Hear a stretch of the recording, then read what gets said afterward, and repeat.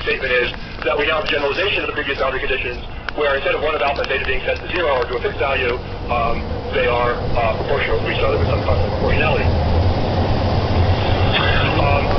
And we can now figure out, so now we can write it.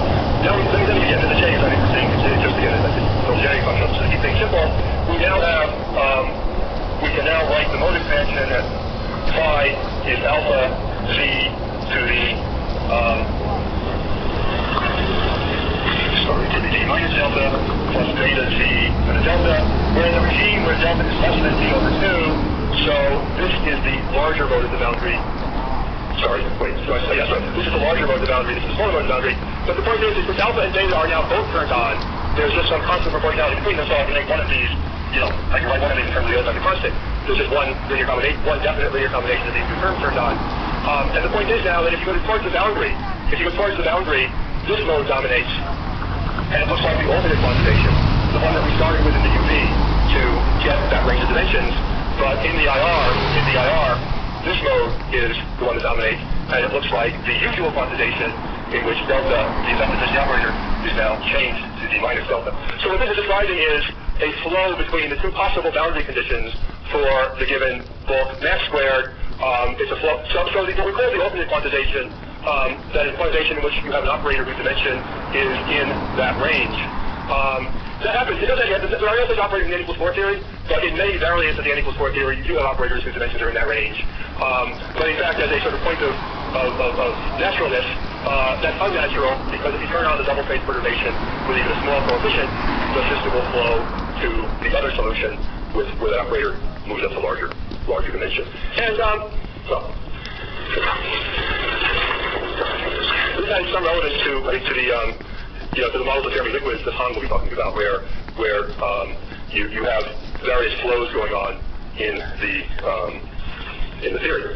This example also exhibits another idea that's worth remembering, which is that if you look at say the second line there, the second line, we've taken the original ADS CFT theory, and we've added a field sigma that couples to an operator from the CFT. This is just an auxiliary field. Its action is just this local sigma squared. But you could imagine generalizing the structure and coupling fields in, where instead of sigma squared, you have some typical Klein-Gordon action or some kind of non-trivial dynamic action. Some you could take thermodynamic operators kind of direct action. And what does this mean? What this means in this case is that your Lagrangian theory has two pieces. It has a strongly coupled piece, and it has another piece which maybe weakly coupled or has just some explicit Lagrangian. And the strongly coupled piece has a gravity solution. These two pieces are coupled together through some interaction like that sigma O up there, some bilinear interaction. And so this is kind of semi-holographic, where you have a strongly coupled piece, and you're using gravity to solve the strongly coupled piece, and then you're coupling that solution to an explicit Lagrangian description of the other part of the theory. And again, this semi-holographic idea, it comes up in a lot of different places. There's no reason you can't, basically you're adding fields to the boundary theory by hand, and there's no reason you can't do that in the definite physical meaning, as I just said. And again, it comes up in these constructions that Han is going to talk about. Yes.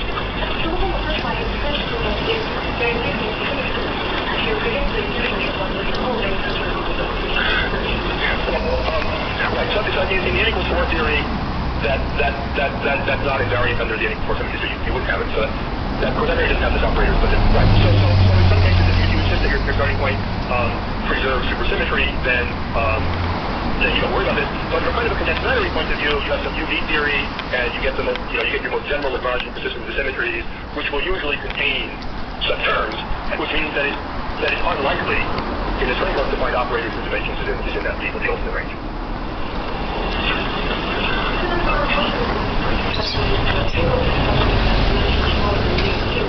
So then a double phase operator might be large amount of information.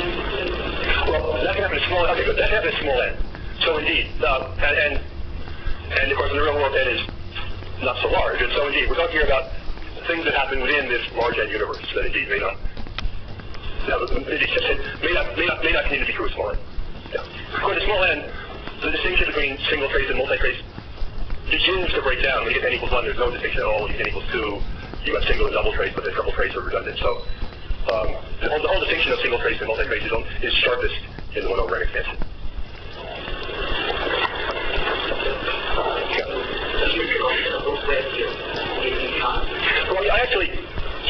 assumed that sign to make it's attractive there, to make things work out nicely, which is the sign I also got from the references I was following. There'll be the notes, Seaver and Schomer and Berkowitz on this. The other sign is left as a homework problem. I'm not sure what happens. Yeah. I mean, look, you can, with the other sign, you're probably going to want to put an I in somewhere, and you get some complex saddle points, but I'm not sure it's any easy getting into that. Yeah. Can you actually put on your head? I'm not sure what happened. It's certainly, obviously, there's a big, so the sign really is saying that, the sign makes a big qualitative difference, because, and actually, it's an interesting question how it changes the time. There's something, and I think it's essentially if you had chosen to work on the data, all the local action for Sigma some days ago, yes, you would have gotten some complicated power series info, including a lot of numbing normalized, which doesn't look like it makes sense. But this analysis seems to, well, you can make it make sense. If you the way I set things up, I never actually had to regulate the theory by putting in, by cutting off the supergravity theory at some scale epsilon. But if I start writing down things that have non-normalizable bits, I probably have to regulate, and then all those non-normalizable things probably not be irrelevant. But yeah, I mean, normally there isn't. You go down dimensions where O cubed, O to the fourth, and so on irrelevant. Oh, you guys another question. What if I tried to do this trick and it wasn't in this range, so O squared is irrelevant? Okay. Then if you do things carefully, you will find that if I put a cutoff, you'll find the right obviously is stable. Right. Okay, so those are the two biggest subjects, and the only ones that really have a lot of equations with them. Tom mentioned orbifolds and covered the main points. I just wanted to make a couple more points.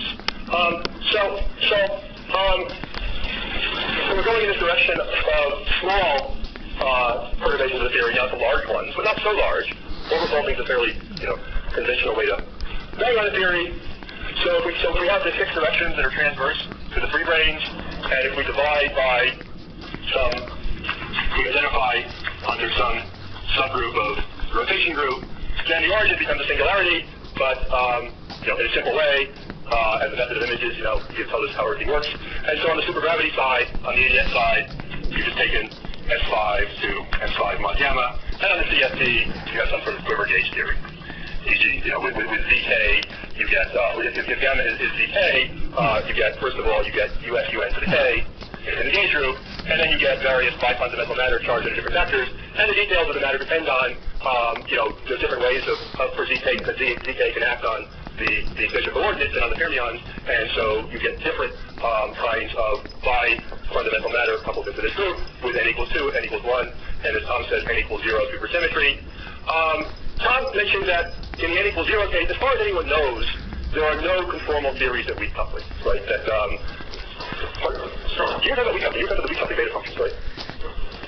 I was reading your discussion, I thought you were talking about what the beta functions of the theory do, which are the perturbative beta functions. No, not in this. There are double trace operators. What happens at weak coupling is there are double trace operators that run. I actually want to provide the strong coupling counterpoint to that. So in the case of, so again, the amount of supersymmetry can be 2, 1, or 0. In the case of no supersymmetry, you always worry about instabilities, and I want to tell you what they are. So in the first place, if some non-supersymmetric rotation, some supersymmetric rotation has a fixed point on the 5 sphere, there's going to be some tachyon, and the theory will instantly be unstable. What happens generally with these localized tachyons is that some kind of hole forms in the space, and it gets bigger and bigger very fast, and your whole space goes away. You have no gravity side. You also have no gauge theory side. That's the general sickness that non-supersymmetric field theories from coupling are typically unstable.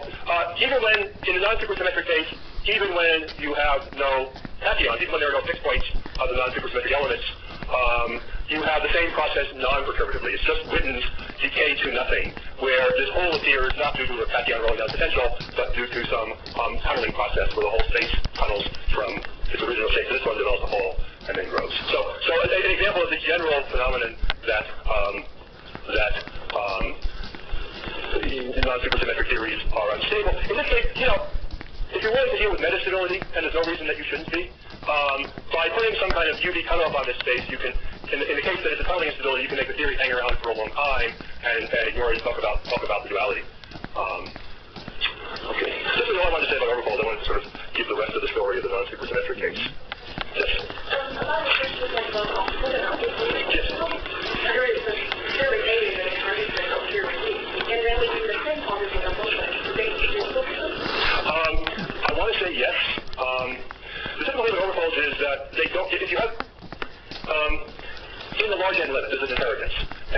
you basically take, and so in general, in the leading large end limit, anything that happens descends to the orbifold theory. If you have something that depends on the next order corrections, then not necessarily. Yeah.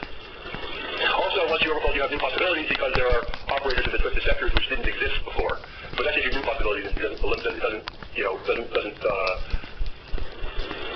destroy the original solution yet.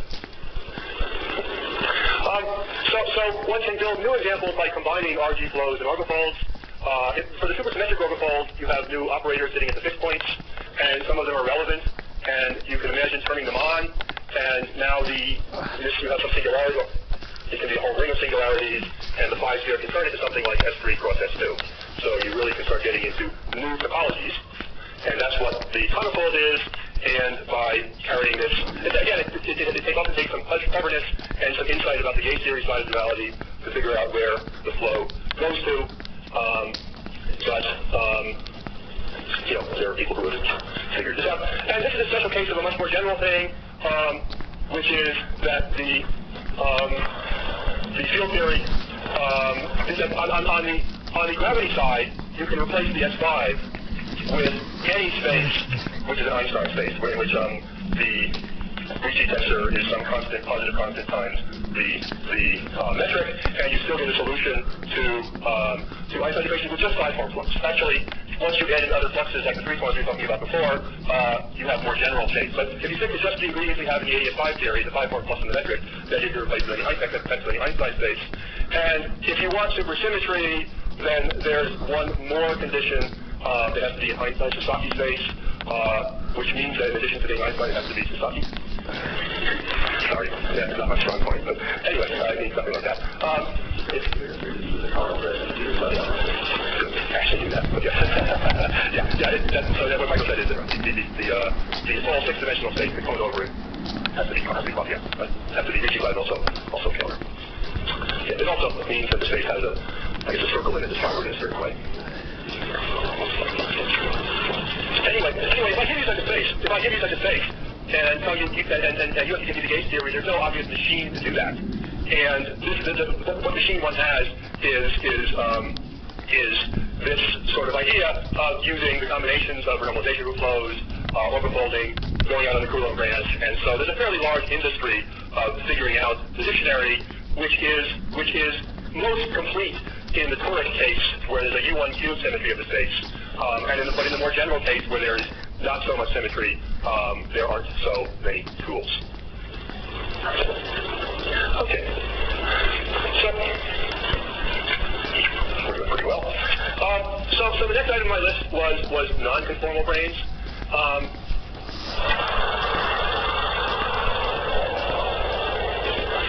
So what if we had started the whole story? What if we tried to repeat the whole story, not with a D3 brain, but with a D2 brain?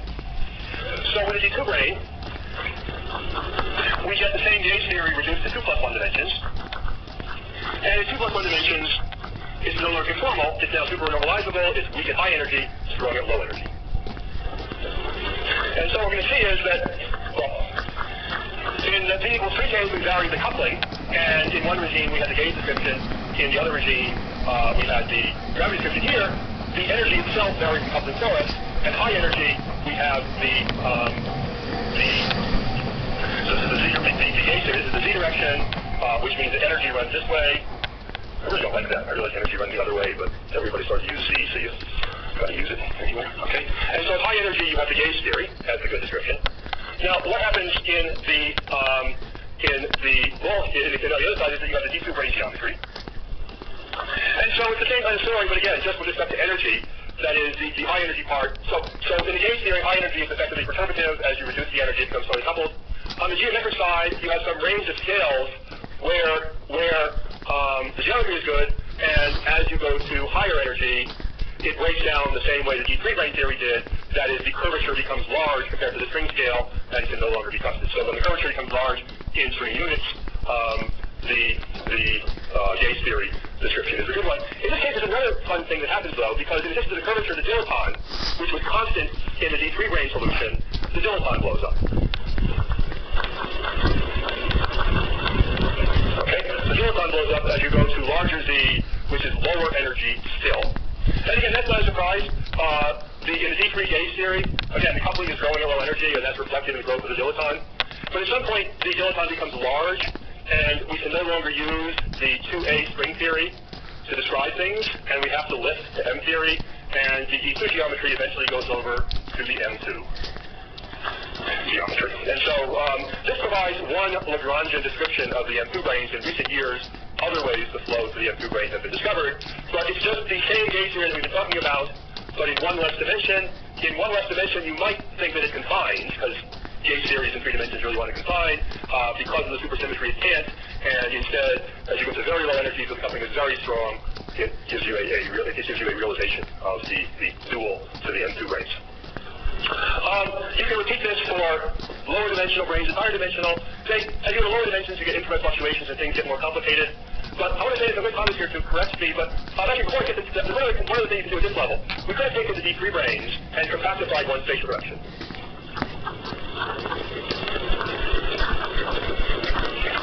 Make it periodic. And if you think about that on the gauge theory side, the low energy physics should be now one less dimension. It should be this is 4-dimensional, it should be 3-dimensional. So when you think on the gauge theory side, that if we compactified one spatial direction, we should flow to this story at low energy. And indeed on the gravity side, because of the way the metric is taking off at large Z, the direction that you've identified becomes smaller and smaller. You need the T-dual, and so you get to the D2 picture. So what I just said is the different dimensions fit together under capacitation and T-duality.